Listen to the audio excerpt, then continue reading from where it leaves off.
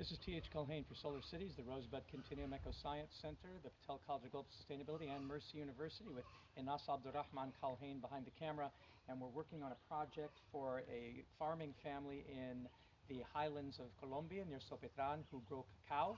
And because there's no large trees to connect a garrucha or zipline to help move the cacao pods from area to area, and it's very hilly and steep, our idea is a low-cost garrucha based on IBC tanks as the anchor. And by getting up to almost 5 feet, so we're at 4 feet and 10.5 inches, we could go probably another inch up and get to 5 feet there, using simple 2x4s with an eye bolt and an anchor down at the bottom, and then anchoring here on an IBC tank with a 14-foot cable sling that has a hose wrapped around it, and obviously it should be anchored lower, not higher, because it's beginning to tip the IBC. Also, the IBC should be tilted because the diagonal would be the most stable part. That's almost 5 feet for the diagonal, whereas here it's 4 feet, and here it is only 3 feet and 3 inches. So we're going to shift the tank so the diagonal is facing this way, and then we're able to support a 20-kilogram load. That's a 5-gallon water bucket that would be simulating the basket filled with cacao pods.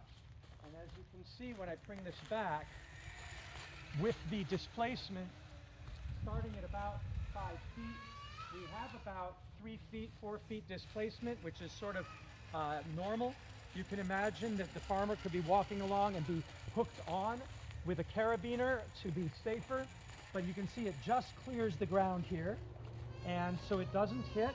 And then as we continue up to here, we have a successful delivery of the infected cacao pods. Now here, let that roll back there, here we're at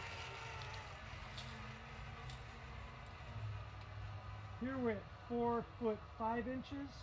Again, we probably want to move everything up to a slight angle over 5 feet. We can do that by moving this eye bolt. But I want to show you over here too. This is an IBC tank, Solar Cities biodigester. The cacao pods that are infected could be taken off the bucket and dropped into the biodigester to kill the fungus. That's one of the possibilities we could work on. Here again, my sling is too high and it's beginning to bend the tank.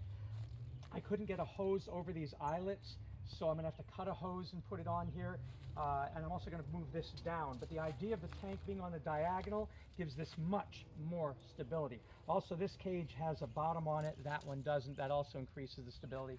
So I don't think we're going to have any problems with stability here for this.